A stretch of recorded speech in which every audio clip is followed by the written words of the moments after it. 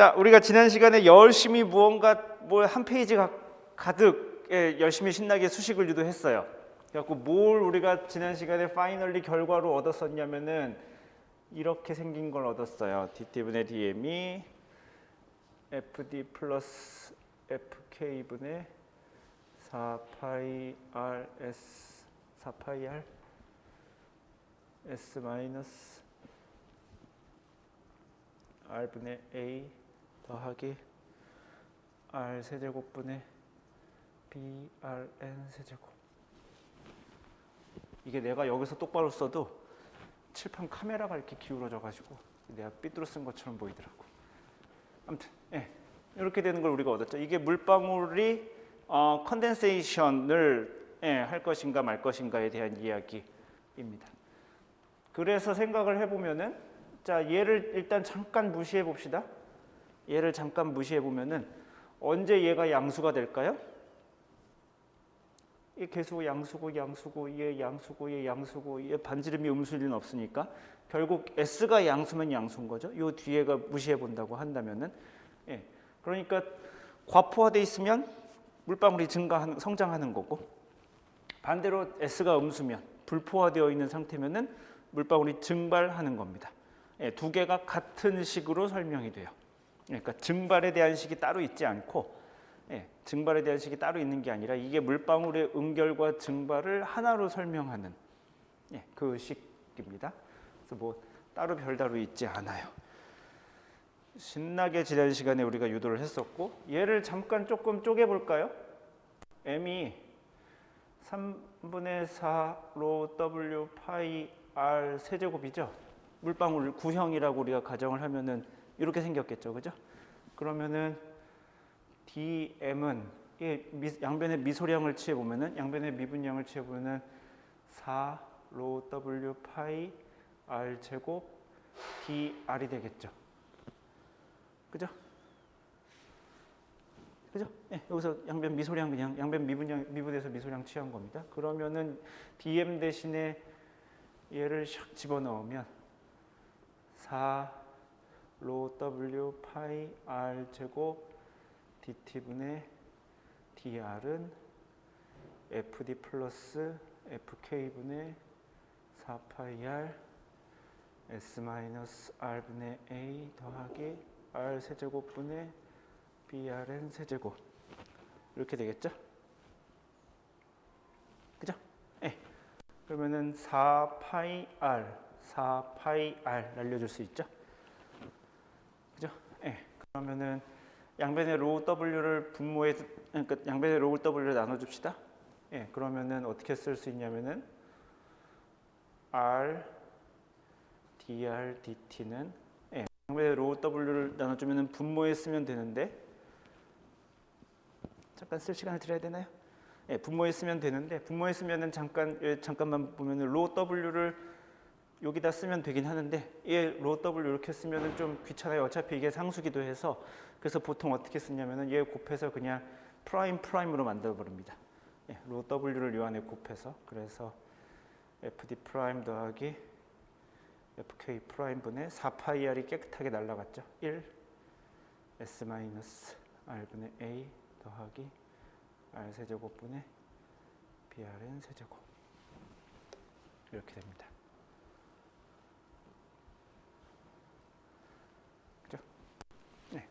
왜 이렇게 로우 W 이렇게 써도 되냐면은, 그러니까 이렇게 쓰는 이유가 얘 상수잖아요, 그죠?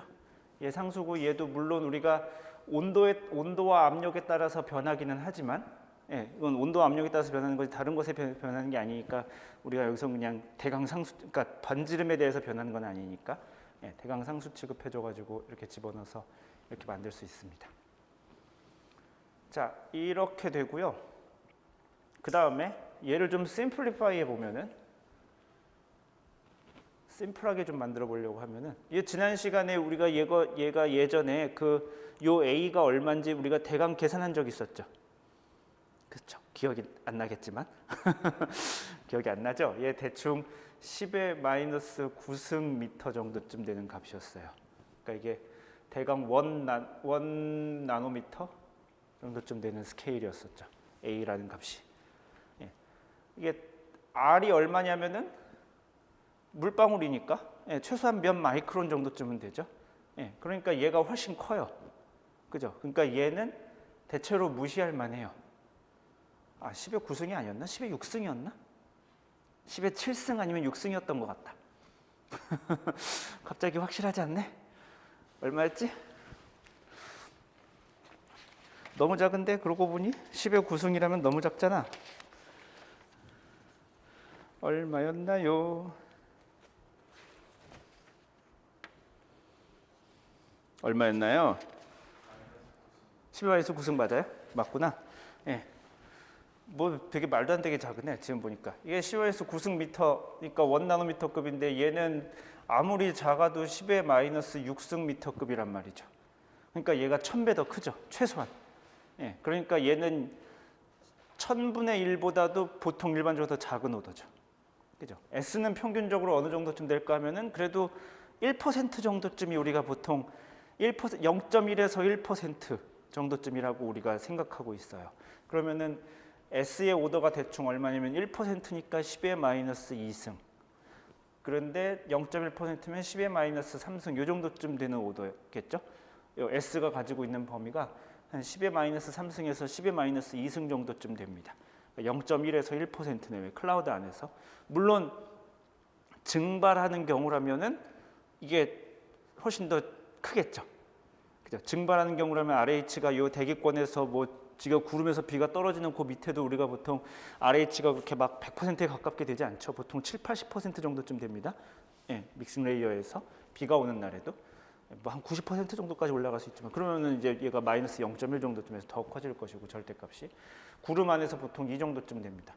근데 얘가 아무리 안 돼도 10의 마이너스 6승이고 보통 10마이크론 정도라고 하면은 10의 5승 정도쯤 될 것이고 뭐 10마이크론도 물방울이 되게 작은 편에 속하고 100마이크론 정도쯤 되면은 이제 드리즐 정도라고 이야기할 수 있고 뭐 구름 안에서 평균 물방울이 10마이크론이니까 10의 마이너스 5승 정도를 접근하면은 얘는 10의 마이너스 4승 정도쯤 되는 값이겠죠. 그러니까 얘보다 한 오더가 더 적죠. 그죠? 네, 그러니까 일반적으로 구름의 물방울 성장을 계산할 때 얘는 무시해줘도 괜찮습니다. 그죠? 네. 얘도 마찬가지예요. 요 안에 에어로졸 사이즈 보통 얼마쯤 될까요? 에어로졸 파티클의 사이즈? 얼마쯤 되게? 앞에 우리 챕터 5에서 잠깐 보지 않았었나요? 에어로졸 사이즈 디스트리뷰션 해가지고 뭐 에이트킨 모드, 어큐뮬레이션 모드, 콜스 모드 해가지고 본 적 있죠?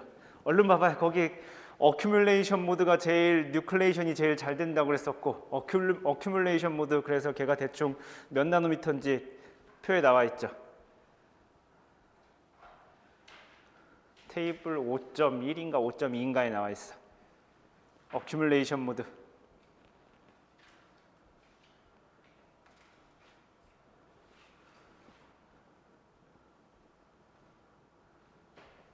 얼마래?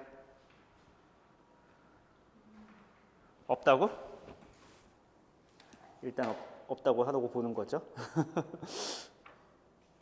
없을 리가 있나? 테이블 5.1 117조. 어큐뮬레이션 모드 얼마래요? 50에서 500나노 0.05 마이크론에서 0.5 마이크론이라고 써 있죠. 찾았어요? 예. 예, 어큐뮬레이션 모드가 대충 그 정도고 그 정도가 제일 그 드랍이 뉴클레이션 될 때 그게 제일 활발하게 되는 녀석들이라고 우리가 배운 바 있죠. 그러니까 대충 오더로 한 100나노미터쯤 되겠죠. 그죠? 50에서 500나노 정도쯤 되니까 대충 우리가 100나노 정도라고 적으면 되겠죠. 한 10의 마이너스 7승 나노미터 정도쯤 되겠네.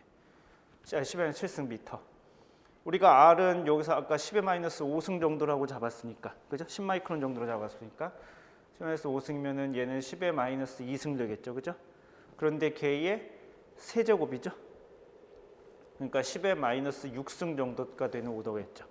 그러니까 얘도 얘에 비해서 엄청 작죠. 그러니까 무시해줘도 되는 값이 되겠죠. 예. 그래서 이런 어널리시스를 통해서 대충 우리가 보면 R, DRDT가 roughly 얘 그냥 상수 하나로 써주면 예, 제타분의 S 이렇게 됩니다. 겁내 심플해지죠. 예, 보통 일반적인 클라우드 모델에서 예, 그 드랍 그로스를 이퀘이션을 풀 때 요 방정식을 풉니다. 자, 얘는 우리가 이 정도쯤 간단한 미분 방정식은 아날리틱 솔루션도 구할 수 있어요. 예, 구할 수 있습니다. DT 그러니까 슈퍼 세츄레이션이 S가 변하지 않는다는 가정을 하고 S가 변하지 않는다고 가정을 해볼까요? 제타를 여기다 두면 좀 귀찮은가? 제타를 위로 올렸으면 좀 더 편할 텐데. 어차피 상수인데 이렇게 할 게 뭐야? 어차피 상수인데 제타 S 아니다 이러면 또 별론가? 마음대로 하세요. 여러분들 상관없어요. 노트 필기 어떻게든 상관없습니다. 예. 요거는 어차피 상수인 거 우리가 알고 있고 예, 슈퍼 세츄레이션이 변하지 않는다고 쳐봅시다. 슈퍼 세츄레이션이 변하지 않는다고 치면 R DR은 제타 S DT 그죠? 적분해 봅시다. 0부터 T까지 맨 처음에 물방울의 반지름이 뭐 R 대문자로 쓰고 있지 R0였다고 칩시다. 처음 시작할 때 R0였다고 칩시다. 그러면은 우리가 마지막에 R이 어떻게 됐나 봅시다. 이게 적분할 수 있죠. 그죠? 이거 R을 R에다 적분하면 2분의 1 R제곱 나오잖아요. 그죠? 예, 그러니까 2분의 1 R제곱 마이너스 R0 제곱이 제타 S T가 되겠죠. 그죠? 예, 그러면은 2 넘기고 R제곱은 R0 제곱 더하기 2 제타 S T가 되겠네. 물방울이 성장할 때 이런 식으로 성장합니다. 예, 이걸 우리가 방정식을 이거 해를 풀어서 알 수 있는 이야기가 되죠. 얘가 그래프를 그리면 어떻게 생길까요? T에 대해서 그래프를 그린다고 칩시다. T에 대해서 R을 그려요. 일단 T가 0일 때 R0였으니까 여기가 R0가 있을 것이고 자, 그래프 어떻게 개형이 어떻게 생겨요? 이거 그리면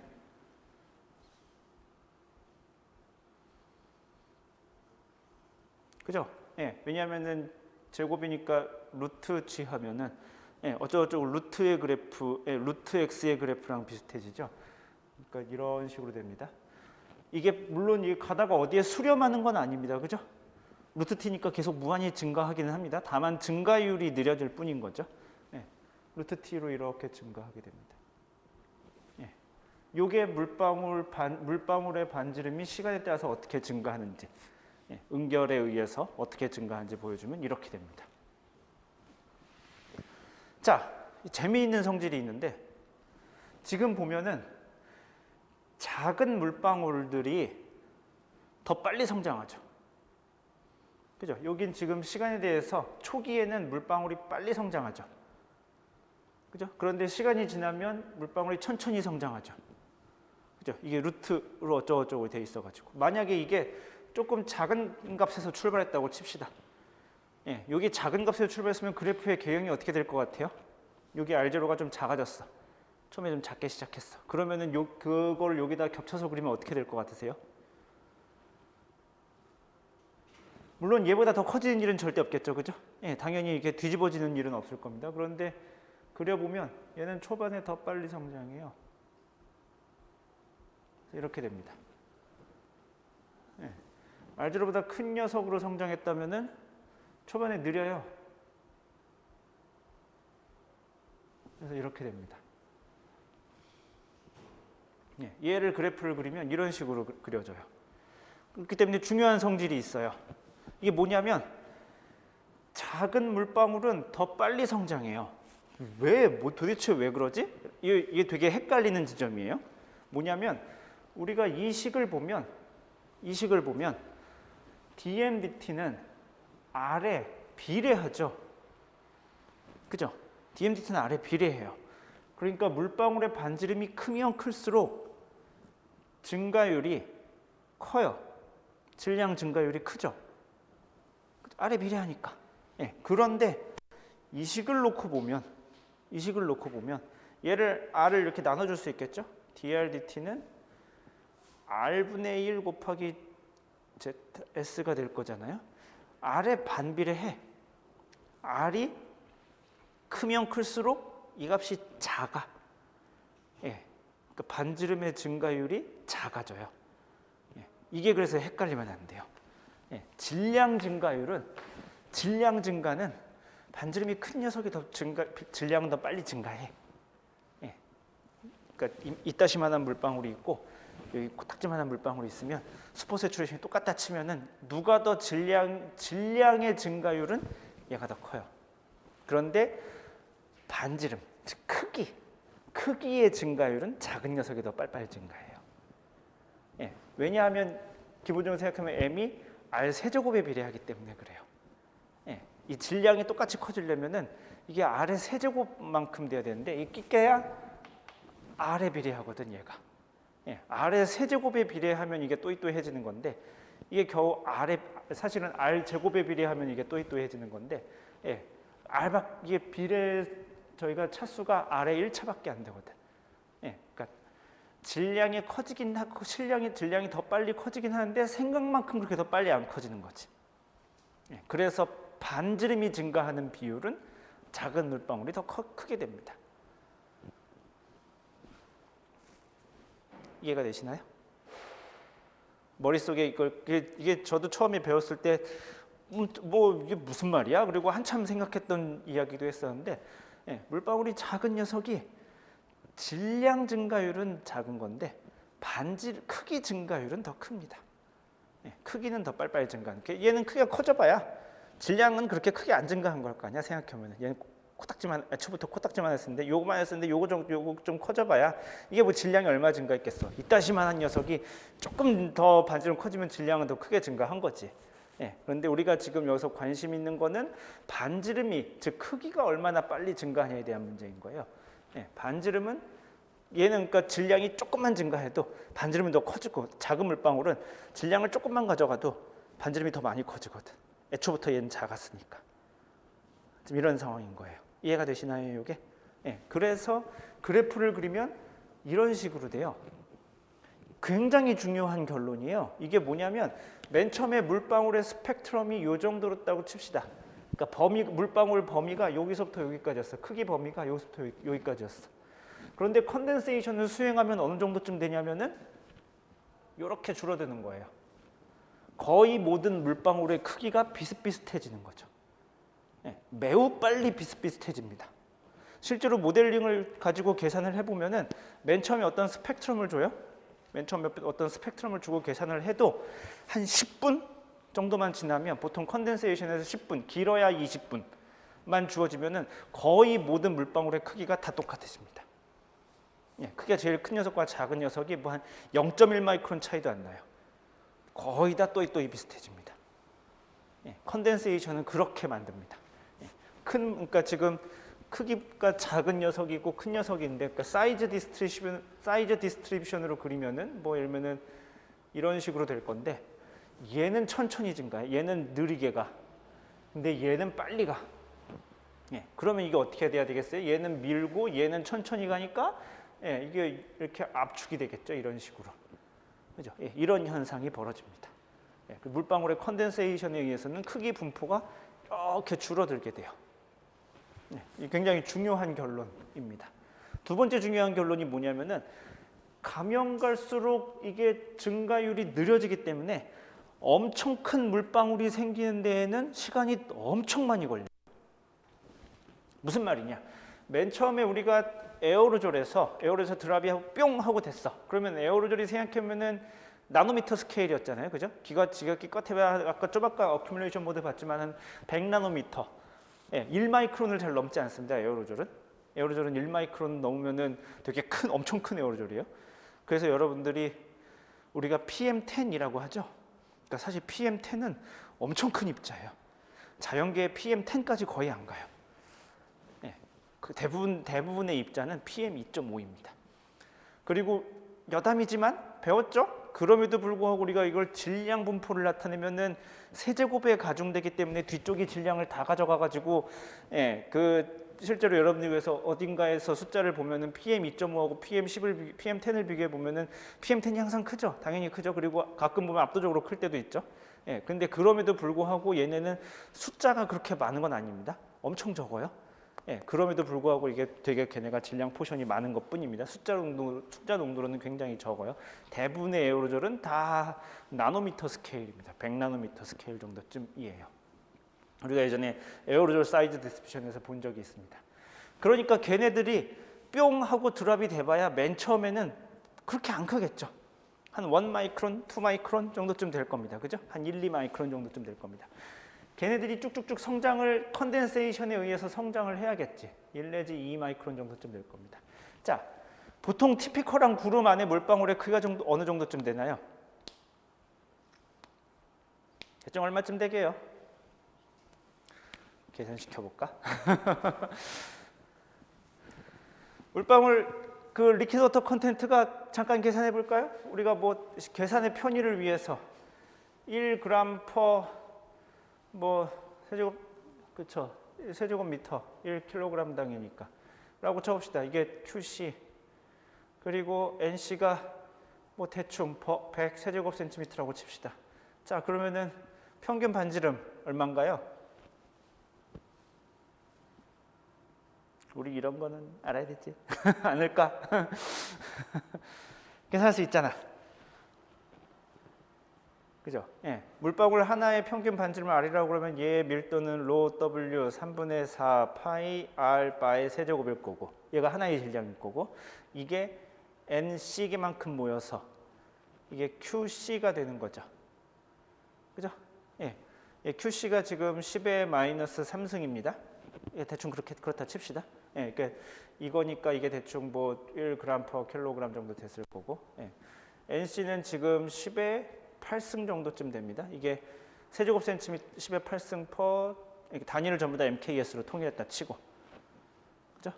그럼 이렇게 되겠죠? rho W는 제대로 쓸까? 10의 마이너스 3승 킬로그램 per 킬로그램이 될 것이고 rho W는 10의 3승 킬로그램 per 세제곱미터가 이고 그러면 여기 단위를 이렇게 맞춰야지. 킬로그램을 세제곱미터로 대충 바꾸고 공기 밀도가 그냥 대충 1이라고 치고 1kg per 세제곱미터라고 대충 공기 밀도 그렇게 치고 그러면은 요거 미터 세제곱 날라갈 거고 요게 독에 곱하면 10의 11승이고 넘기면 3분의 4 파이 R 바의 세제곱이 러플리 10의 마이너스 14승 정도쯤 돼야 되겠죠? 그죠? 대충 파이가 3이라고 칩시다. 우리 계산 빨리 하고 싶은 거니까 3 날려주면은 4로 나누면은 R 바의 세제곱이 4분의 1 곱하기 10의 마이너스 14승이니까 러플리 2.5 곱하기 10의 마이너스 15승 정도쯤 되겠죠? 그죠? 그리고 R은 얘의 3분의 1승 취하면 되겠네. 그럼 2.5의 세제곱근 얼마쯤 될까요? 잘 모르겠지만 1하고 2 사이 아니겠어? 그죠? 1 세제곱하면 1 되고 2 세제곱하면 8 되니까 2.5의 세제곱근은 대충 1. 얼마겠지. 대충 1. 얼마 곱하기 얼마 곱하기 10의 마이너스 5승이겠죠. 그죠? 단위는 지금 우리 MKS 썼으니까 요 미터 나오겠죠. 미터니까 얘가 대충 아주 대충 10 마이크론 정도쯤 되지 않겠어요?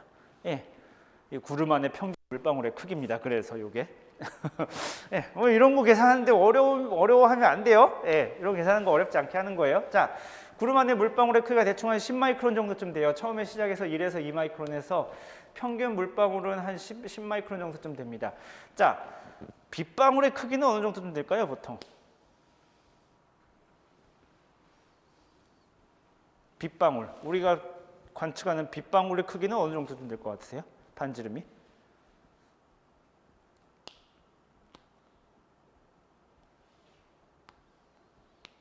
빗방울 반지름 얼마쯤 될 것 같아요? 여러분이 그 맞고 다니는 빗방울 오늘도 이따 낮에 소나기 한번 올 것 같은데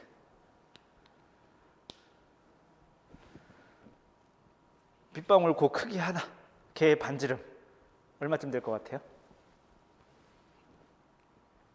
뭐 이 답이 없어. 1cm 될까요? 1cm는 웬만하면 안 될 것 같죠, 그죠? 그래도 우리 눈에 보이니까 뭐 그래도 밀리미터 정도쯤은 될 것 같지 않으세요? 예, 대충 1mm 정도입니다. 오도로고. 예, 1mm 정도쯤. 그러니까 1mm니까 1000 마이크론 정도쯤 됩니다. 대충. 예. 이게 무슨 말을 하고 싶으냐면은 컨덴세이션은 물방울이 점점 커지는데 가면 갈수록 증가율이 작아져. 그래서 이게 여기서 여기까지 갈 때는 엄청 빨리 증가할 수 있어. 엄청 빨리 여기까지 성장해요. 컨덴세이션에 의해서. 그렇게 뭐 몇 분 걸리지도 않아요. 예. 그런데 여기서 여기까지는 엄청 오래 걸립니다. 자연계에서 일어나지 않는 일이에요. 예. 컨덴세이션에 의해서는 이만큼이 하려면 이게 그때 계산해봤는데 며칠 걸리던데. 예. 그러니까 여기서 여기까지 커지는데 10배 시간이, 그러니까 반지름이 10배 커지잖아요. 그죠? 근데 그게 루트에 비례하죠. 그죠? 루트에 비례하죠. 그러니까 그 다음 10배 커지는 데는 예, 시간이 100배 더 걸립니다. 예. 여기서 10배 커지는 것보다 그 다음 10배 커지는 데는 시간이 100배 더 걸립니다. 예. 엄청 걸리는 일이 됩니다. 예. 그래서 컨덴세이션에 의해서는 이런 룰에 의해서 지금 계산을 해보니 큰 물방울이 생기지 않아요. 얘의 최대 맥시멈 정도가 어느 정도 되면 기껏해야 한 20 마이크론 정도 내외쯤 됩니다. 그러니까 자연계에서 컨덴세이션에서만 의해서는 20 마이크론 이상 되는 큰 물방울이 20 마이크론 이상 되는 물방울이 거의 생기지 않습니다. 물론 생길 수야 있지. 운이 좋으면 생길 수 있겠지만 예, 거의 생기지 않습니다. 예, 그래서 우리가 다음 시간에 배우는 물방울의 충돌 현상이 필요한 이유입니다. 예, 우리가 그리고 이 얘기를 어디선가는 들어본 적이 있죠. 응결에 의해서는 물방울이 잘 증가하지 않아 라는 이야기를 어디선가 들어봤을 수 있습니다. 아닌가?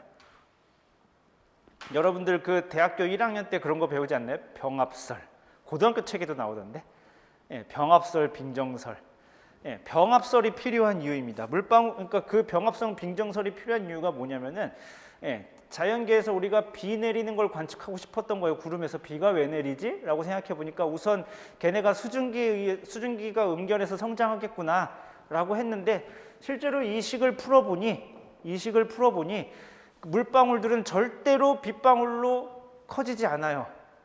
응결에 의해서 응결만 과정만 있다고 하면 얘는 절대 커지지 않아.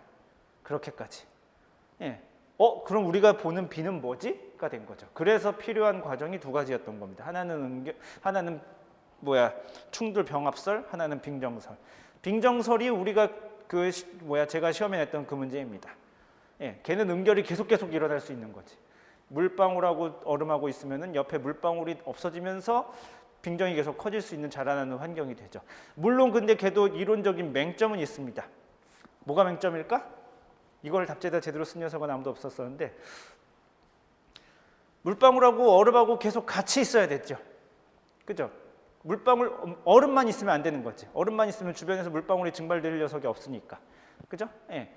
두 개 항상 같이 있어야 되잖아요. 그리고 온도 범위도 거의 정해져 있어요. 한 영하 12도 내외 부근이에요. 그게 제일 액티브하게 일어나는 곳이. 다른 곳에서는 거의 별로 잘 일어나지 않아요. 그러니까 그게 일어나는 조건이 되게 까다로워. 예.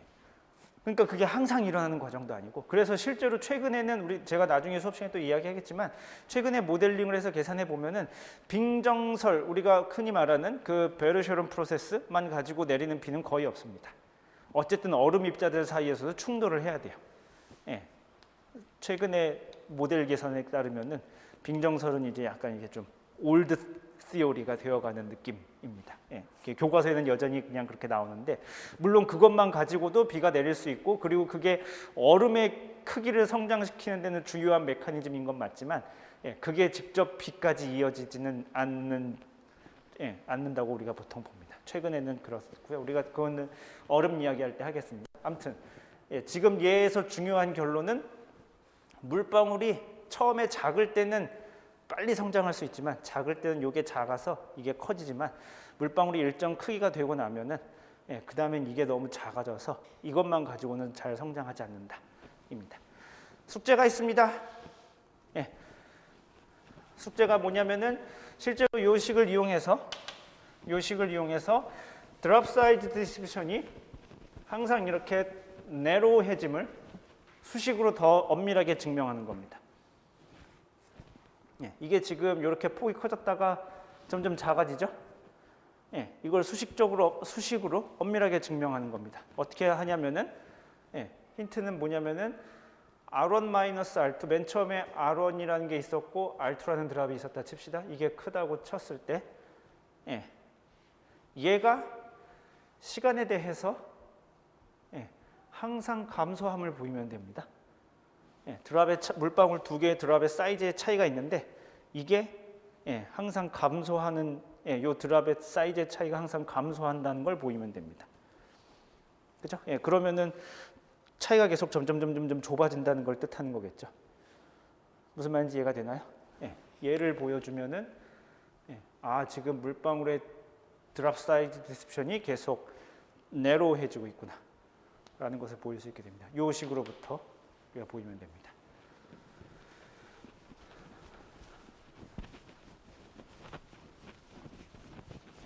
이해가 됐나요? 이해가 되고 있나?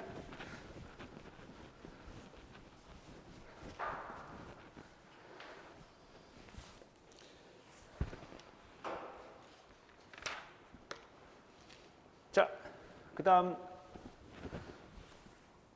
1.3이었나? 야, 3이었나 4였나 모르겠다.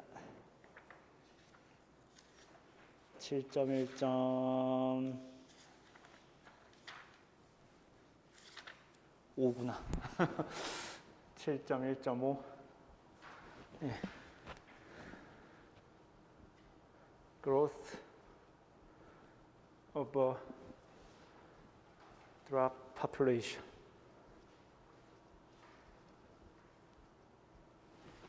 예. 자, 드랍이 많다 칩시다. 자, 드랍이, 지금 우리는 지금 싱글 드랍에 대해서 다뤘죠. 물방울이 하나 있는 상황에서 다뤘습니다. 자, 물방울이 많이 있다 쳐. 예. 필기를 해야 되는구나. 자, 머릿속으로 생각해 봅시다. 물방울이 많다 쳐. 자, 그럼 무슨 일이 벌어질까요? 물방울이 많은데 연결 성장을 해야 돼. 달라지는 건 사실 없습니다. 예, 사실 달라지는 건 없어요. 그 우리가 생각하기에 구름 안에 들어가면 물방울로 가득 차 있을 거라고 생각하는데 사실 손쉽게 생각해 볼 수 있거든요. 아까 그 대충 NC가 대충 뭐 파티클이 이만큼 정도 있다고 했었잖아요. 그죠? 그리고 알바가 대충 10 마이크론 정도쯤이었었죠. 그러면은 전체 요 상자에서 어떤 주어진 상자가 있다고 쳤을 때 여기 이제 물방울이 이렇게 있을 텐데 요 물방울이 차지하는 부피를 구할 수 있어요. 예, 그죠? 구할 수 있죠. 물방울이 차지하는 부피를 구할 수 있어요. 뭐 여기까지 안 가도 됐었고 아까 뭐 QC가 대충 1g per 킬로그램이었으니까 아주 대충 10의 마이너스 3승 킬로그램 per 세제곱미터 정도쯤 될 거고 요게 지금 그래서 밀도로 나누면은 비와요? 요거 지금 밀도로 나누면 부피가 나오겠죠. 밀도가 10의 3승 킬로그램 퍼 미터 3승이니까 10의 마이너스 6승 미터 3승 퍼 미터 3승이겠죠. 그죠? 이게 무슨 계산한 거냐면 지금 물방울의 부피를 구한 거예요. 공기 1세제곱미터당 물방울의 부피는 100만 분의 1이에요. 놀랍지 않나요? 예, 구름 안에 실제로 들어가면 거기서 물방울이 차지하고 있는 부피는 100만 분의 1밖에 안 돼요. 나머지는 그냥 공기야. 예, 실제로 물방울은 100만 분의 1 정도밖에 안 됩니다. 그러니까 되게 듬성듬성 있죠. 예, 물방울이 생각보다 그렇게 빽빽하게 있지 않습니다. 예, 보면은 우리의 상식과는 약간 좀 다르죠. 비행기 타고 제주도 갈 때 이렇게 보면은 뭔가 되게 하얀 걸 지나가잖아요, 그죠? 뭐가 빽빽하게 하얀 걸 지나가는데 실제로 계산을 해보면 이렇습니다. 100만 분의 99만 9,999는 그냥 공기고 실제로 그 중에서 물방울이 차지하는 부피는 100만 분의 1 정도밖에 안 됩니다. 그래서 물방울이 많다고 해봐야 그렇게 뭐 크게 어떤 일이 그 드랍 컨덴세이션 하는데 지금까지 우리가 생각했던 그 티오리가 바뀌는 건 아닙니다. 여기서 중요하게 생각하는 게 뭐냐면은 슈퍼 세츄레이션이에요. 슈퍼 세츄레이션 과포화가 있어야 기본적으로 지금 어떤 물리 과정들이 다 구름 물리 과정들이 다 일어나죠. 아무것도 없으면 그냥 nothing happen이잖아요. 불포화돼 있으면 아무것도 일어나지 않죠. 그리고 우리가 학기 초에 배웠던 그걸로 다시 한번 돌아가 봅시다. 대기가 언제 과포화되었던가? 라고 생각해 보면은 예, 뭐 레디에이티브 쿨링 뭐 이런 거 있었고 기타 등등 있었는데 이게 상승하는 운동에 의해서 가장 큰다고 그랬었죠. 예, 그러니까 이 구름에서는 기본적으로 이 상승 운동이 있어야 지금 과포화도가 생기는 건데, 자, 상승에 의해서 과포화가 되죠. 그런데 컨덴세이션이 일어나면 RH가 결국 줄어들겠죠. 수증기가 물방울로 가니까 RH가 줄어들어야죠. 그죠? 무슨 이야기인지 아시나요? 예, 슈퍼세츄레이션이 RH가 예, 과포화, 그러니까 상승 속도가 있으면 얘가 증가하는데 예, 그 응결 과정에 의해서 줄어들죠. 그러니까 일종의 컴피티션이 일어나는 거죠. 물방울이 되게 많을 때 그런 일이 벌어지겠죠. 물방울이 하나밖에 없어봐. 그러면은 걔가 가져가 봐야 얼마나 갖고 가겠어, 수증기를. 그렇게 별로 그렇게 많이 가져가지 못합니다. 그런데 물방울이 꽤 많다 치면 구름 안에서 실제로 무슨 일이 벌어지냐면은 이 RH가 예, 이 RH를 두고 일종의 경쟁이 일어나는 거죠. 그러니까 RH를 증가시키는 메커니즘이 있고 RH를 줄어들게 만드는 메커니즘이 있습니다. 무슨 말인지 이해가 되시나요? 네. 자, 그러면은 그것에 의해서 어떻게 되나 봅시다. 자, 그걸 우리가 식으로 쓸 수 있는데, 예, 그러니까 RH가 혹은 슈퍼세츄레이션이 increase합니다. by 예, ascent of air, 예, decrease by condensation. 이렇게 됩니다. 자, 그러면 우리가 식을 세우면은 식이 이렇게 생기지 않았을까요? ds분의 dt를 만약에 식으로 쓴다고 칩시다. 그러면 얘는 S가 증가하는 게 왜 증가하냐면은 업드래프트 때문에 증가한다고 했었죠. 그러면은 무언가 something 앞에 개수가 있고 업드래프트가 있지 않겠어요? 그죠? 예. 그 다음에 decrease by condensation이라고 해서 condensation이 되면 될수록 슈퍼세츄레이션이 줄어들겠죠. 그죠? 이렇게 생기지 않았을까요? 그러니까 세모 예, dt분의 dql 리퀴드 워터 컨텐트의 양이 늘어나면 늘어날수록 예, 컨덴세이션을 많이 가져가니까 컨덴세이션으로 수증기를 많이 가져가니까 이렇게 생기지 않았을까요? 그죠? 이해가 되나요? 예. 요거를 책에 유도 과정이 없어요. 제 노트엔 있거든요. 사실 그래서 올 때까지 고민을 했어요. 이거를 좀 보여줄까 말 것인가 에 대한 고민을 했는데 수식을 보면 또 기절을 하겠죠. 디테일하게는 안 보여주고 러프하게 이야기만 해봅시다. 슈퍼세츄레이션이 어떻게 생겼냐면은 ES분의 E-1이죠. 그죠? 슈퍼세츄레이션이 일단 요 식이 이렇게 될 거라는 거는 이렇게 될 것 같다는 건 우리가 끄덕끄덕 할 수 있죠. 예, 우리가 이 말이 무슨 말인지 알겠으니까 예, 얘를 뭐 그냥 수학식으로 옮겨놓은 거니까 예, 슈퍼세츄레이션이 W가 있으면 증가할 것 같고 이게 있으면 리퀴드 워터 양이 많아지면 많아질수록 컨덴세이션이 더 가져갈 테니까 감소할 것 같고 우리 이렇게 지금 대강 짐작할 수 있습니다. 자, 이 얘를 그래서 어떻게 유도할 수 있냐면 슈퍼세츄레이션이 이렇게 되고 그러면 우리가 이것으로부터 DS를 쓸 수 있죠. 그죠? 예, 그냥 우리가 구하고 싶은 거는 지금 S의 미소량이니까 DS를 구할 수 있습니다. 얘 어떻게 될 거냐면은 분모 ES도 변하고 E도 변하는 상황에서 예, 걔를 미분을 쓰면 어떻게 되냐면은 ES 위에 거 미분은 E에 대해서 미분하면 이렇게 될 것이고 그 다음에 ES에 대해서 미분하면은 마이너스 ES 제곱분의 2가 되고 DES가 될 겁니다. 그죠? 그죠? 예, 이렇게 될 건 우리가 뭐 어렵지 않게 쓸 수 있죠. 마이너스 1은 어차피 미분해서 날아갈 거고. 자, D2는 2가 자 수증기압이죠. 그죠? 수증기압이 왜 변하죠?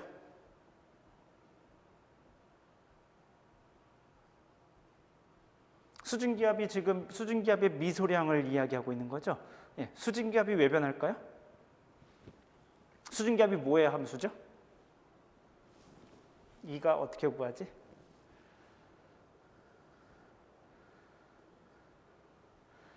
이걸 벌써 까먹었으면 안 되는데 시험과 함께 날려버렸구나. 이렇게 쓰지 않았어요? 입실론분의 P 곱하기 QV 뭐 이렇게 쓰지 않았어? 그죠? 예, 보니까 또 끄덕끄덕. 이게 여러분들이 그래서 시험이 어렵다는 거지? 예, 이걸 이렇게 구하고는 싶은데 이걸 뭘 가지고 이렇게 끄집어야 되는지 잘 모르겠어서 그게 어려운 거죠. 그러니까 이렇게 우리가 수직 전개하는데 약간 목표 의식이 필요한 거예요.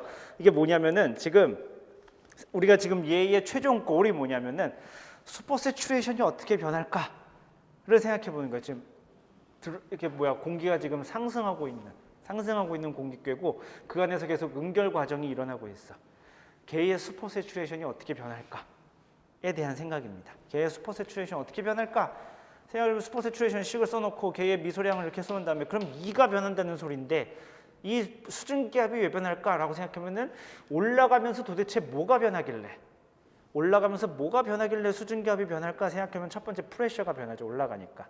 그죠? 그 다음에 수증기량이 점점 줄어들겠죠. 응결에 의해서. 그죠? 그 두 가지 요소 때문에 2가 변하는 거겠죠.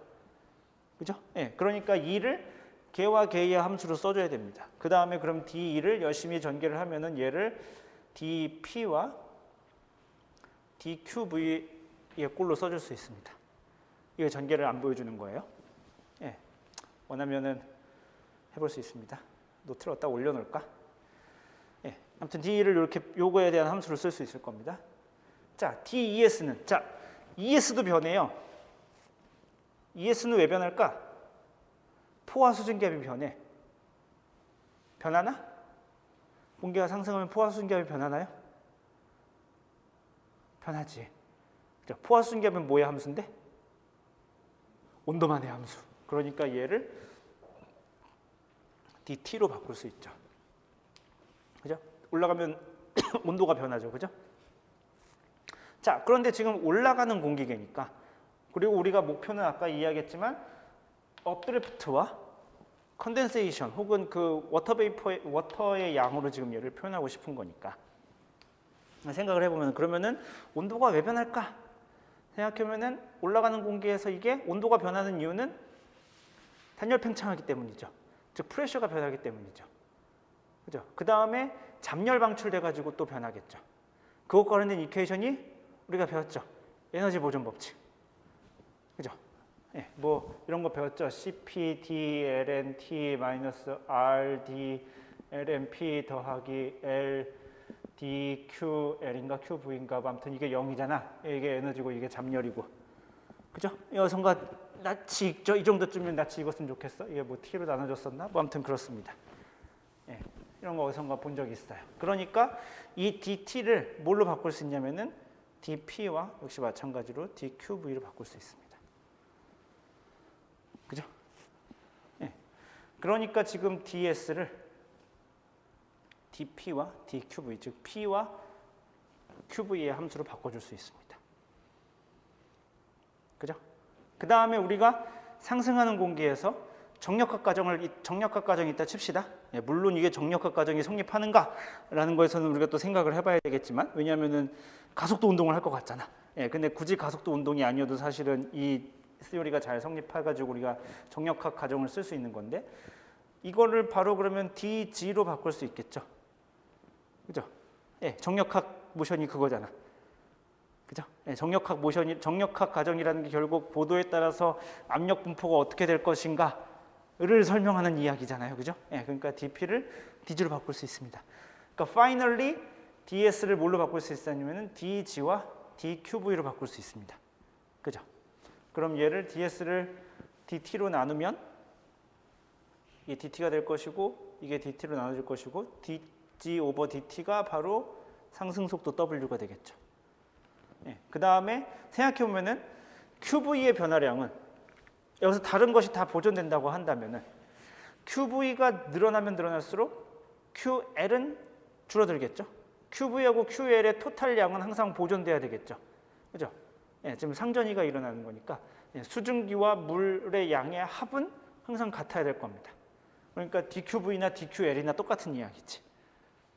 물론 부호가 반대가 되겠죠. 예, DQV가 마이너스 DQL이 되겠지. 그죠? 예, 그래서 이러한 과정을 거쳐서 얘를 이렇게 바꿀 수 있습니다. 오케이? 아웃라인은 그릴 수 있나요? 예. 제가 그래서 요 강의실에 들어오기 전에 목표가 요거였습니다. 아웃라인을 이해시켜주자. 수식을 또 한 바가지 쓰면 또 뭔 소리 하는지 모르겠지? 그러니까 그리고 우리가 수식을 유도하는 게 도대체 우리가 뭘 어떻게 목표로 유도하는 건가? 지금 그 길을 보는 거예요. 우리가 지금 요 식을 어떻게 어떤 목표 의식을 가지고 변환하는가?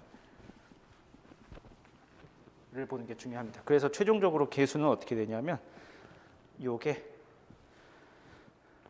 RV T제곱 CP분의 L 중력가속도 G 마이너스 RD T분의 G 요게 요거가 되고요. 요 세모는 입실론 2분의 P 더하기 RV T제곱 CP분의 L제곱 이렇게 됩니다. 열심히 유도하면 이렇게 계산해서 얻을 수 있어요.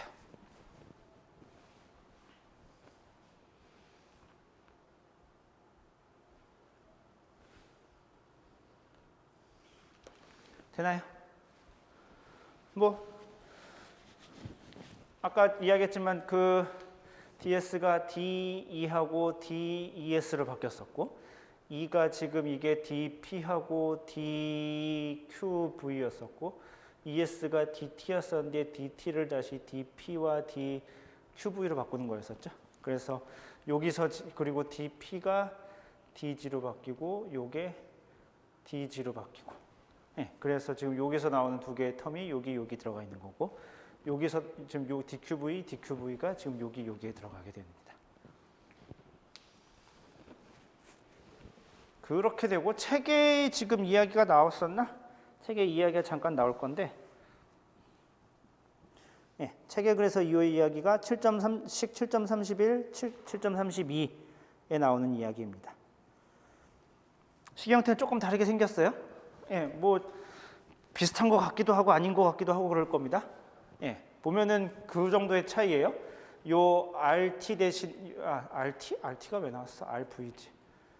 RV 대신에 뭐 예를 들면은 RD분의 입실론을 쓴다든지 뭐 그 정도쯤의 차이입니다.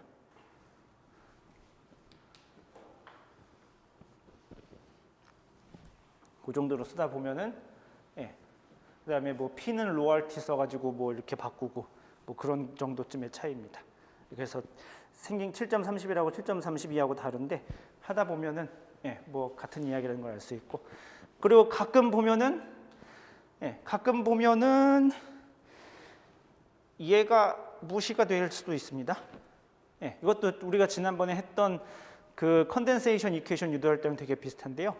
해보면은 이게 RV가 RD분의 입실론이거든. 그래서 LG T제곱 CP 해보면은 지금 RDT분의 G가 공통이죠. 그죠? 그래서 RDT분의 G를 끄집어내면 여기 뭐 남냐면은 CPT분의 G 남았으니까 입실론 L 남고 여기 1 남는데 얘야 뭐 그런 거고 CP가 얼마냐면은 1004 대충 1000이죠. 그죠? T는 300 그죠? 그러니까 얘는 3 곱하기 10의 5승 정도쯤 되겠죠. 얘는 우리가 지난번에 봤었죠. 2.5 곱하기 10의 6승이죠. 이 앞에 0.6 정도 되는 값입니다. 그러니까 곱해봐야 1.5쯤 됩니다. 그러니까 얘는 3 곱하기 10의 5승, 얘는 1.5 곱하기 10의 6승이니까 대충 이게 한 5 정도 되는 값이겠죠. 그죠? 일반적으로 한 5 정도 되는 값일 겁니다. 그러니까 빼기 1, 뭐 빼기 1하면 4 되겠지만 5나 4나 뭐 이래갖고 이렇게 무시하는 경향이 가끔 있습니다. 어쨌든 뭐 아무튼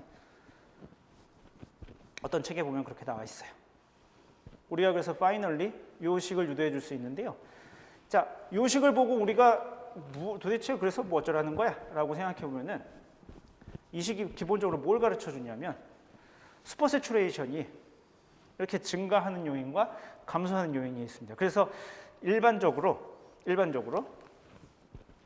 이제 요 이야기부터는 책에 조금 안 나오는 이야기예요.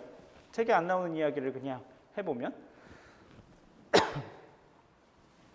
어떤 모델들 같은 경우에는 우리가 이거 절 보시는 게 더 좋아요. 예, 그 대규모 모델에서는 우리가 지난 시간에 한번 이야기를 했었지만 W가 잘 계산이 안 되죠. 그죠? W가 계산이 잘 안 됩니다. 지금 현재 우리가 이렇게 지금 일어나고 있는 현상들을 보면은 슈퍼 세츄레이션이 아까 보니까 되게 중요하죠. 그죠? 슈퍼 세츄레이션이 있느냐에 따라서 얘가 지금 액티베이션이 되느냐, 그리고 컨덴세이션이 일어날 것이냐가 전부 다 슈퍼 세츄레이션에 의해서 결정이 돼요. 근데 이 슈퍼 세츄레이션 시간 변화가 뭐에 다이렉트리하게 지금 생기냐면은 얘가 증가하게 만드는 요인이 얘야. 그러니까 W가 제대로 계산돼 있지 않으면 슈퍼 세츄레이션이 제대로 계산이 될 리가 없는 겁니다. 그죠? 요 식을 보면 알 수 있죠. 요 식을 보면 얘가 엉망이면 이게 증가 텀이 없잖아. 그러면은 그럼 슈퍼 세츄레이션에서 감소할 것인가? 그렇지 않고 어차피 그럼 QL이 없어지겠지. 그러니까 이게 매우 빠른 속도로 0으로 근접하겠죠. 그죠? 그럴 겁니다. 그래서 그런 대규모 모델에서 구름 과정이 제대로 계산이 안 되는 이유입니다. 근본적인 이유가 격자에서 W가 제대로 계산이 안 되기 때문이에요. W가 제대로 계산이 안 되죠. 그 메조 모델 정도까지만 해도 뭐 격자 간격이 한 10km 정도 오더가 된다. 그러면 계산이 잘 안 됩니다. 한 1km 정도쯤은 내려와야 그래도 뭔가 말할 수 있는 W가 생기게 된, 그것도 그냥 말할 수 있는 정도인 거고, 실제로 그보다 더 작은 한 100m 정도 스케일로 내려와야 W가 분포가 좀 계산이 됩니다. 그렇지 않고서는, 그래서 여러분들 그 종관기상학 혹은 대기 역학 뭐 이럴 때 오메가 이퀘이션이라는 거 배우죠. 상승 속도를 이렇게 저기잖아요. 그 한국어로 뭔가요? 다이아그노스 하는 게 진단이야 예단이야. 난 맨날 헷갈리더라고. 진단인가? 맨날 헷갈리더라고. 진단이야 예단이야가. 아무튼 다이아그노스예요. 다이아그노스틱 베리어블이죠. 오메가가. 그죠? 그렇게 하는 이유가 뭐냐면은 그게 거기서 그 쿼자이 지오스트로피 이퀘이션에서 W가 계산이 안 되기 때문이에요. 지오스트로픽 어프록시메이션에서 지오스트로픽 어프록시메이션을 우리가 쓴다고 하면은 그나마도 그 과정이 필요가 없어요. 지오스트로픽 어프록시메이션은 기본적으로 한 층에 걸리는 거죠. 생각해보면 그렇습니다. 지오스트로픽 윈드는 뷰 윈드가 이렇게 꺾어지는 거잖아. 그죠? 이렇게 V 윈도가 이렇게 꺾어지고, 그렇기 때문에 어떤 한 평면에서 일어납니다. 그러니까 이게 지금 뭐 상승 운동이니 하강 운동이니를 만들어내지 않아요. 그냥 그 평면에서 그러니까 그 평면을 이렇게 따로 떼놓고 그냥 지오스트로픽 어프로시메이션을 써도 충분합니다. 지균풍 근사는 그래요. 거기에 이제 쿼자이 지오스트로픽 준지균 근사를 쓰면은 우리가 하이드로스태틱 어프로시메이션을 쓰긴 하지만 그래 하이드로스태틱 어프로시메이션을 쓰기 때문에 하이드로스태틱 어프로시메이션이 뭐냐면은 연직 방향의 모멘텀 이퀘이션에서 뭐 어쩌고저쩌고 블라블라 텀이 있는데 메이저 두 텀이 크기가 같다고 치는 거죠. 하나는 중력가속, 또 하나는 기압 경도력. 같다고 치는 거잖아요. 그러면은 얘가 0이 되겠죠. 나머지 텀 다 무시하고 얘하고 갖다 치는 겁니다. 그럼 이게 0이 되겠지. W가 그럼 항상 일정한 뭔가 말이 안 되는 계산이 되는 거죠. 그러니까 하이드로스틱 어프로시메이션을 쓰면은 W가 제대로 계산이 안 됩니다. 그럼에도 불구하고 이퀘이션을 가지고 어떻게 근사를 해가지고 상승 운동과 하강 운동에 대한 우리가 뭔가 진단 정도를 할 수 있는 겁니다. 그게 오메가 이퀘이션이에요. 근데 우리는 우리가 요 앞에 구름 물리 앞부분에 역학을 하면서 잠깐 배웠었죠. 이게 사실 뭐 모연식 볼 수도 있어야 되고 부력 있어야 되고 뭐 그런 거 배웠었죠. 그래서 일반적으로는 이게 균형을 이루지 않게 됩니다. 이게 작은 스케일에서는 이제 균형을 이루지 않고 얘를 그래서 계산을 제대로 할 수 있게 됩니다. non hydrostatic 모델 스케일이 되면은 그게 되려면은 최소한 미니멈 격자 한 1km, 보통 수백 미터 정도쯤입니다. 물론 격자를 수 킬로미터 쓰고서는 우리는 non hydrostatic 모델이야라는 모델들이 있기는 합니다. 의미는 있을 수 있어요. 그런데 그게 대기 중에 W를 진짜 정확하게 재느냐라는 데는 그러니까 W를 이렇게 뭔가 W의 가속항을 계산하려고 하는 의도는 알겠다만 그게 진짜 정확히 내주느냐 좀 퀘스처너블 합니다. 그러니까 일반적으로 그래서 그 라지 스케일 서큘레이션 모델에서 GCM에서 이른바 GCM에서 클라우드 프로세스가 제대로 모의가 되지 않는 가장 큰 이유입니다.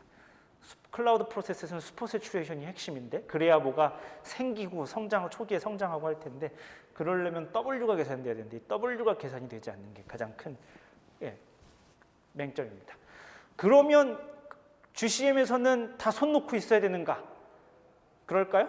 GCM에서는 그럼 마이크로 피직스 과정이 다 없을까요? 하면 그렇지 않죠. 또 보면은. 그래서 최근에 GCM들은 얘를 어떻게 극복을 하냐면은 오메가 이퀘이션이 뭐가 됐든지 간에 어쨌든 대충 W를 계산은 하죠. 이렇게 라지 스케일 모델들이 하더라도 뭐 오메가 방정식 뭐 이런 거 쓰죠. 그래갖고 대충 W의 평균값이 아주 브로드하지만 계산할 수 있겠죠. 그죠? W의 평균값이 얼마가 우리 계산이 됐는데 W의 평균값이 얼마가 있다 쳐. 그래서 이 값이야. 이게 평균적으로 얼마쯤 나왔어. 그러면은 아비트러리하게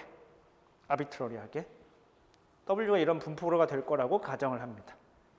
격자 안에서.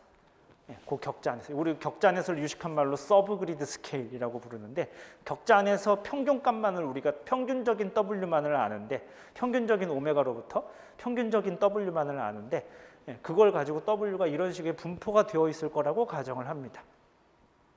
그러면은 W가 이렇게 나오면은 이 W를 가지고 슈퍼 세츄레이션이 어떻게 변하게 될 거고 그러면은 그 다음부터 마이크로 피직스가 어떻게 될 거야라고 우리가 가정을 할 수 있죠. 그죠? 그걸 가지고 마이크로 피직스 과정을 계산을 합니다. 그게 지금 현재 GCM의 수준입니다. GCM에서 마이크로 피직스를 계산한다 하면 그 정도 수준입니다. 여러분들이 쓰는 GCM이 뭐가 있나요? 엔카 CESM 쓰나? 거기 혹시 마이크로 피직스 과정 누가 만든 모델인지 혹시 이름을 기억하시나요? 잘 모르죠? 제 기억이 맞으면 현재 지금 커런트 CESM 버전에 들어가 있는 게 그 엔카에서 제작한 모리슨 앤 게텔만이라는 스킴입니다. 2008년에 나온 논문인데 모리슨 앤 게텔만 2008년 그래서 MG08 스킴이라고 많이 부르는데 대표적으로 이렇게 쓰는 스킴입니다. W의 PDF를 만들어요. 그러니까 평균 W로부터 W의 PDF를 만드는데 W의 PDF가 뭐 이렇게 생겼을지 다르게 생겼을지 어떻게 알아?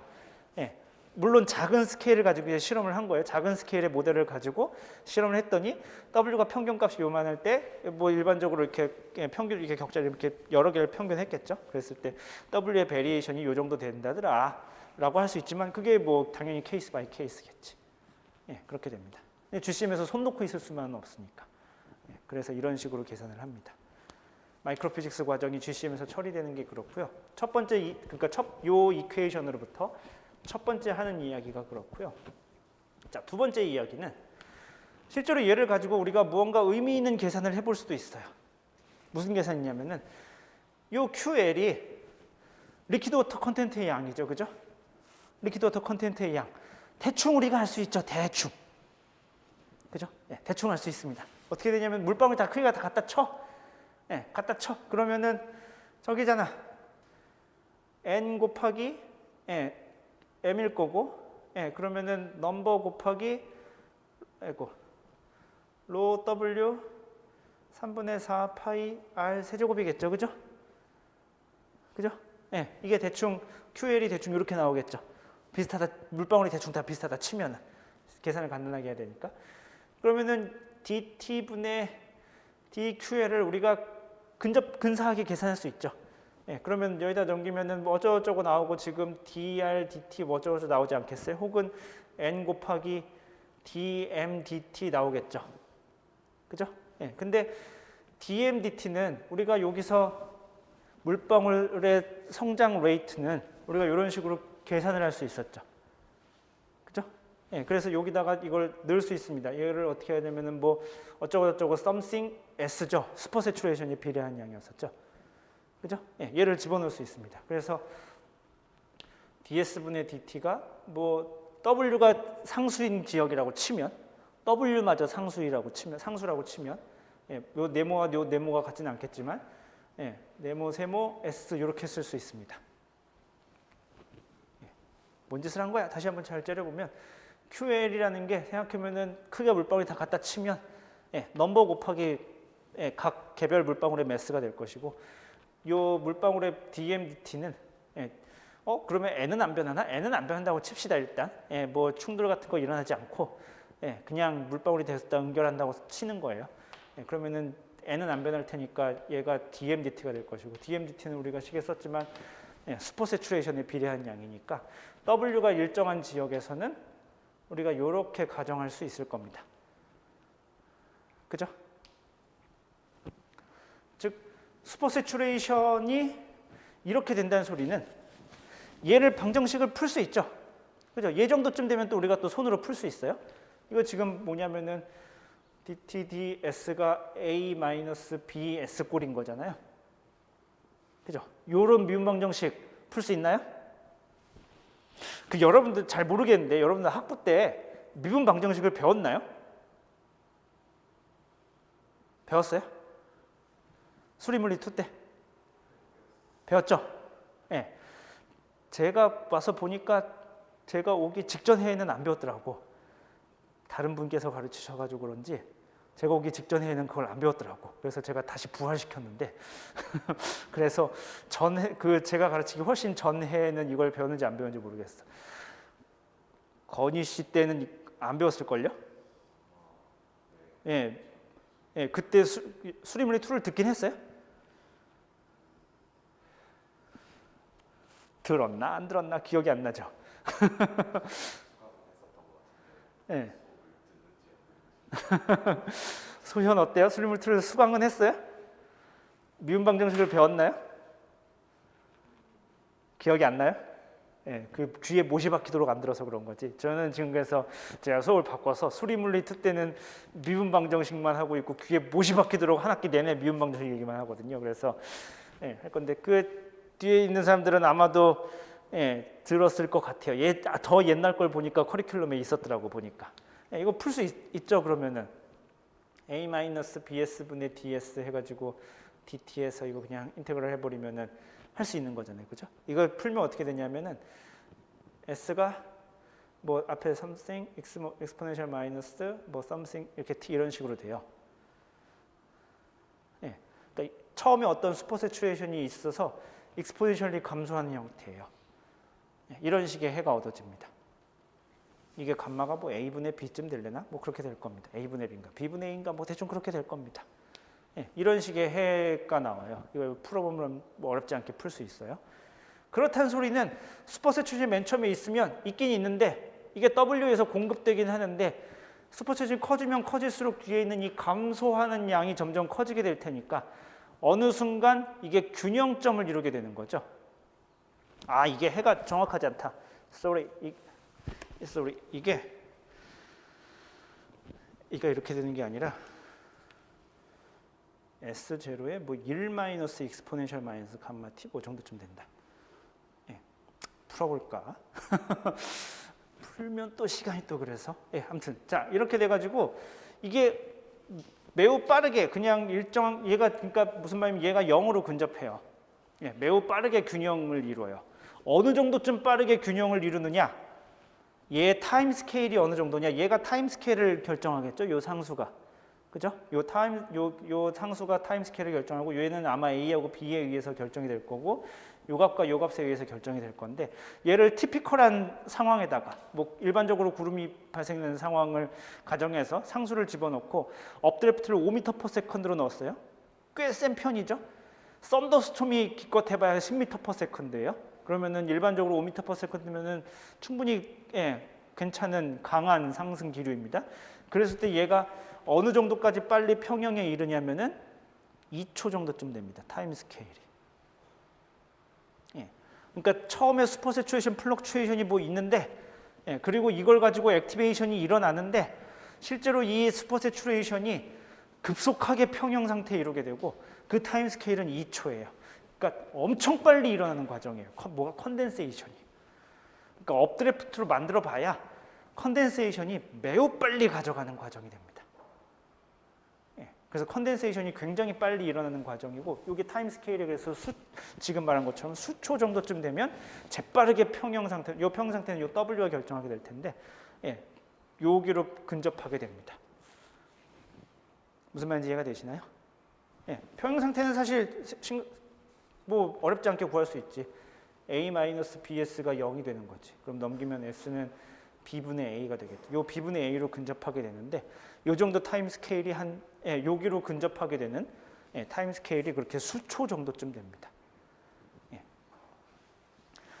그래서 컨덴세이션이 그렇게 빨리 일어나기 때문에 모델에서도 그러면은 걔를 이렇게 그 안에 플럭추에이션을 요걸 잘 계산한다면은 그럼 타임스케일이 2초보다 짧아야 되겠지. 컨덴세이션을 풀 때는. 그죠? 이렇기 때문에 컨덴세이션을 정확하게 계산하는 게 문제가 됩니다. 예. 되게 빠른 프로세스거든요. 예. 슈퍼세츄레이션이 아까 했지만 슈퍼세츄레이션의 양에 따라서 이게 다 결정이 되는데 슈퍼세츄레이션이 엄청 빨리 변하는 거예요. 예. 불과 수초 안에. 예. 그래서 또 이렇게 뭐 요새는 모델들이 이렇게 작은 스케일로 만들어 놓고 뭐 타임 스텝을 뭐 0.5초 내, 1초 내 뭐 이렇게 계산을 하지만 옛날에는 안 그랬을 거 아니야? 예, 근데 옛날 사람들도 당연히 이것에 대한 계산 결과는 알았어요. 지금처럼 우리가 손으로 풀면은 오히려 옛날 사람들이 지금보다도 똑똑했던 것 같아요. 예, 우리는 지금 그냥 생각 안 하고 그냥 냅다 모델에다 넣어버리는데 옛날에는 그러지 않았으니까 다 이렇게 손으로 계산해보고 다 해봤단 말이죠. 계산해보니까 타임 스텝이 되게 짧아요. 그러니까 필요한 타임 스텝이 컴퓨터가 할 수 있는 일이 아니었던 거죠. 그 당시 컴퓨터가 할 수 있는 일이 아니었습니다. 자, 그래서 어떻게 했냐면 이른바 Saturation Adjustment라는 게 있습니다.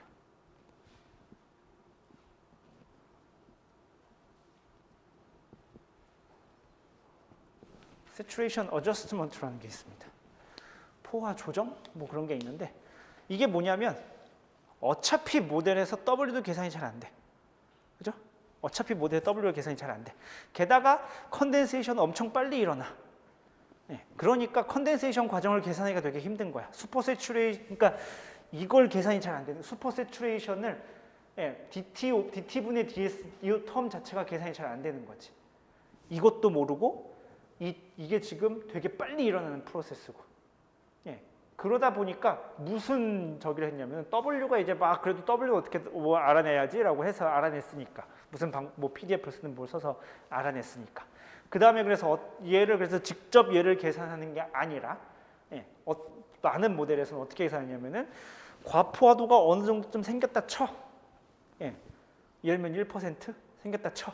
그러면은 드랍이 그 과포화된 양을 전부 다 컨덴세이션에 의해서 만들어서 딱 포화 상태가 된다고 가정을 합니다. 예, 그러니까 과포화도가 1%가 바로 그 어떤 한 타임 스텝 안에서 바로 0%로 떨어지는 거죠. 0으로. 예, 그러니까 평형 상태가 되는 거죠. 예, 과포화도 좀 생길 것 같으면 이렇게 평형을 오고 그 다음에서 다이나믹스에 의해서 과포화도가 조금 생길 것 같으면 마이크로 피직스에서 걔를 그냥 0으로 쳐버리는 거지. 그럼 계산이 훨씬 쉬워지겠죠. 그죠? 컨덴세이션이 실제로 얼마가 일어나는지를 계산할 필요가 없는 거지. 그죠? 그냥 이만큼의 과포화가 생길 것 같으면 걔를 그냥 리퀴드 어떻게 다 넣어버리면 되지. 무슨 말인지 이해가 돼요? 예, 얘를 직접 풀지 않고 어차피 풀어봐야 부정확하니까 얘를 풀지 않고 얘도 안 풀고 그냥 뭐 해가지고 과포화도가 생긴다 치면은 걔를 그냥 다 드랍으로 넣어버리는 겁니다. 예, 그런 식으로 우리가 지금까지 계산을 해왔었습니다. 사실은. 예, 우리가 지금 교과서에서 이만큼 지금 복잡한 식을 썼음에도 불구하고 여러분들이 다루고 있는 모델들을 보면 대부분 다 그런 식으로 계산을 해왔습니다. 예, 이거를 직접 이렇게 계산한 거는 사실 불과 그렇게 오래되지 않은 이야기입니다. 예, 그리고 현업에서 이렇게 계산되는 경우가 거의 없습니다. 예, 워프도 쓰려면 쟤를 DS 오버 DT를 제대로 계산하려면 격자가 1km 혹은 그 이하로 내려와야 가능한 이야기가 됩니다. 예. 그렇지 않으면은 그러니까 DS 오버 DT를 계산하면 아까 얘기했지만 W를 제대로 계산하기 위해서 격자가 1km 정도 그 이하로 내려야 되고 타임 스텝도 아까 얘기했던 것처럼 훨씬 더 짧아야 DT분의 DS를 제대로 계산할 수 있게 됩니다. 무슨 말인지 이해가 되시나요? 예. 실제로 그래서 컨덴세이션 우리가 지금 요 수업에서 하려고 했던 게 컨덴세이션 과정이 실제로 지금 어떻게 일어나는가? 싱글 드랍을 가지고 아까 지난 시간에 처음 이야기를 했었고 그래서 그게 실제 클라우드에서는 어떻게 일어나는가? 드랍이 이렇게 많을 때는 어떤 뭐 당연히 별로 달라지지 않겠지만 드랍이 많아짐으로써 실제로 지금 슈퍼세츄레이션이 소모가 될 텐데 슈퍼세츄레이션이 소모가 된다는 표현이 좀 그렇긴 하지만 어쨌든 과포화 상태가 포화 상태로 갈 텐데 컨덴세이션에 의해서 그게 타임 스케일이 얼마인가? 왜 모델은 그걸 잘 계산하지 못하는가? 왜 여전히 마이크로 피직스는 엉망인가? 이런 이유가 있습니다. 책을 잠깐 보고 끝낼까요? 책에 요거 관련된 이야기가 그림 7.5를 잠깐 볼까요? 예.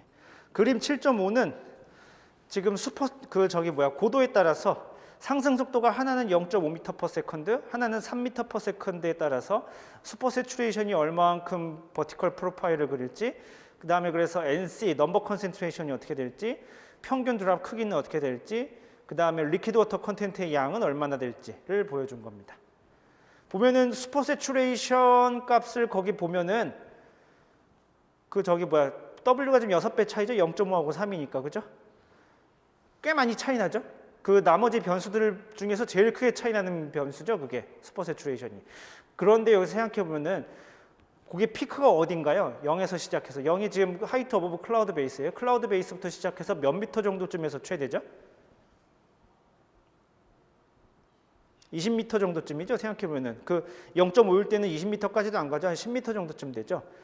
예. 이게 지금 이거 어떤 모델로 계산한 거냐면은 그 라그랑지안 클라우드 모델로 계산한 거예요. 2009년에. 제가 알기로는 이거 격자 간격 꽤 커요. 예. 그러니까 버티컬리 이게 지금 고작 10m, 20m 안에서 벌어지는 일이에요. 슈퍼 세츄레이션 피크가 보이는 게. 그러니까 바꿔 얘기하면 슈퍼 세츄레이션을 제대로 계산하려면 버티컬 격자도 이거보다 작아야 되겠네. 버티컬 격자가 한 3, 40m만 돼버려도 이거 다 평균에서 나타나 버릴 거 아니야. 생각해보면 그 그래프 보세요. 평균 내버리면은 아무것도 없을 것 같죠? 0에서 20까지 평균 내버리면 아무것도 없을 0에서 40까지 혹은 0에서 100까지 평균 내버리면 아무것도 안 나타날 것 같죠? 실제로 아무것도 안 나타납니다. 예. 그러니까 버티컬 격자가 그 정도쯤 돼버리면은, 그리고 우리가 지난 시간에 배웠지만 이게 언제 에어로졸이 언제 뉴클레이션 되느냐, 슈퍼 세츄레이션하고 밀접한 연관이 있었죠. 그래서 그 옆에 그 패널 B가 그렇게 차이가 나는 겁니다. 슈퍼 세츄레이션이 저만큼 증가했기 때문에 더 많은 클라우드 드랍이 액티베이션 되는 겁니다.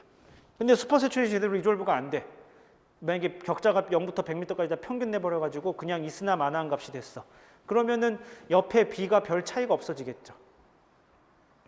우리가 최근에 에어로졸 인다이렉트 이펙트라는 이야기 되게 많이 들어봤죠. 에어로졸 이펙트, 에어로졸 다이렉트 이펙트, 에어로졸 인다이렉트 이펙트 이런 얘기 들어봤죠. 이게 뭔가요? 뭐지? 라고 물어보면 설명할 수 있나요? 에어로졸 다이렉트 이펙트 뭐예요? 정훈?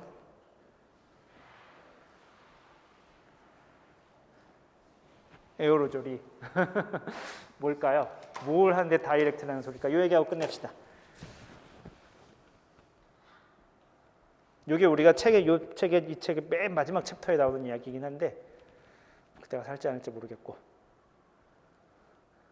들어는 봤죠?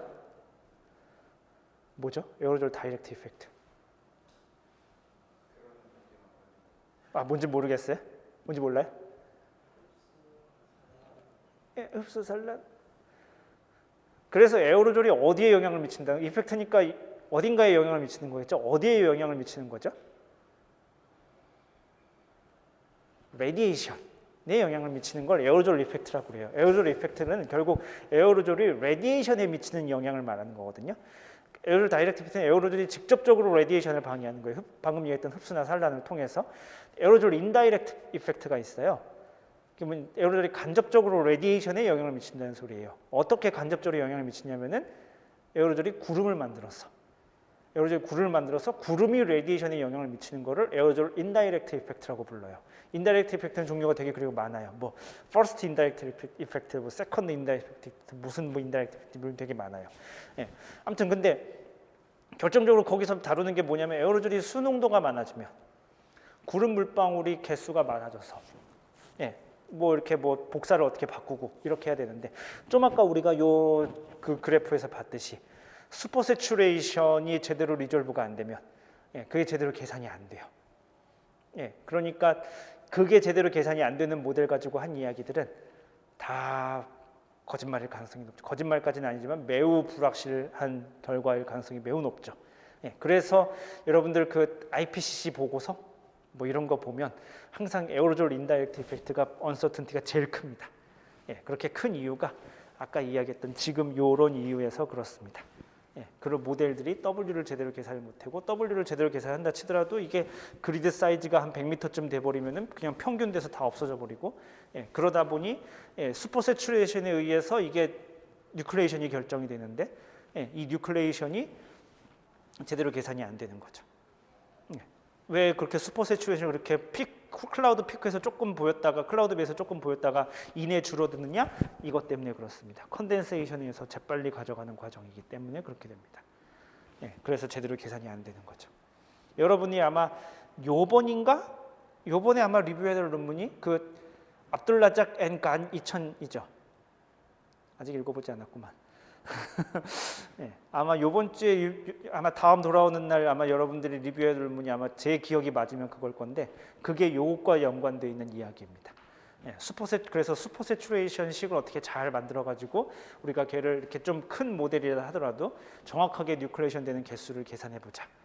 그러니까 그 논문의 목표이고 실제로 그게 제 기억이 맞으면 2000년에 발표된 논문인데 꽤 많은 모델에서 잘 쓰고 있는 방식이기도 합니다. 현재 우리가 알고 있는 게 이 정도이지만 왜 우리는 되게 잘 알고 있는 것 같은데 못 맞추는가에 대한 이야기를